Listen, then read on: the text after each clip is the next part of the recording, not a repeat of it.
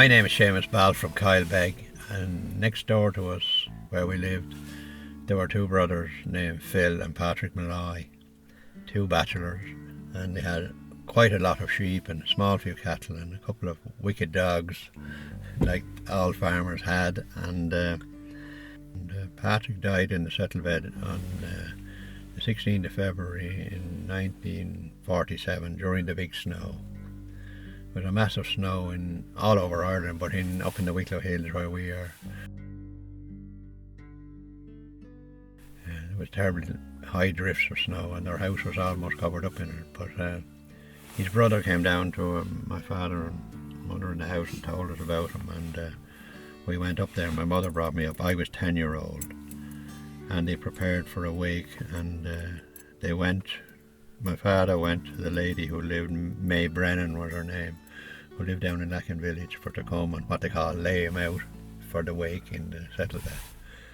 So during the day then, quite a few men arrived. 3 or 4 men went to Blessington then for walked, of course, through the drifts of snow to get a coffin to have him buried. And they went to Clark in Blessington. When they were coming away with the coffin, they brought ropes to drag it home. They met Kennedy's bakery van in Blessington, driven by Isaac Hanlon. Hadn't been in Lacken for 2 months, into the shop in Lacken, and he said to them, "Would you take a few loaves and that out to the people in the district, and if you meet anybody, give them one." So they opened the lid of the coffin, they filled it with loaves, and there was no wrapped bread during those times. It was just loaves and turnover.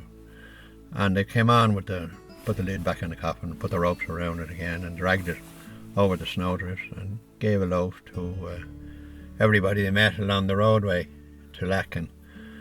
And when they got to Kylebeg, where the wake was taking place, they had no bread left.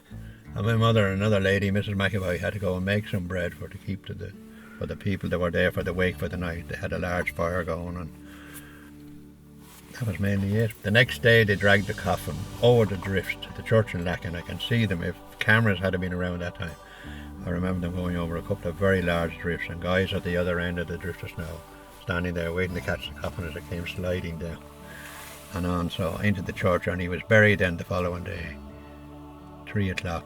The 4 or 5 men that dug the grave had a terrible job to get it, because the ground was so hard with the frost and the snow. They had a terrible job to dig the grave.